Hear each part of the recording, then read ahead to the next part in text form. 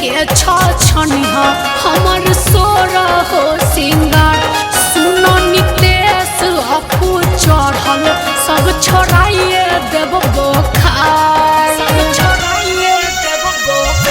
बस तू देखिए के छनिहा हमर सोर हो सिंगार।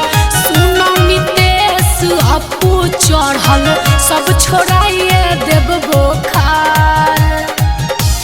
जितना मन करे काला ना उपाय ऋषि तोरा में पकड़ाइबे नहीं कहरा।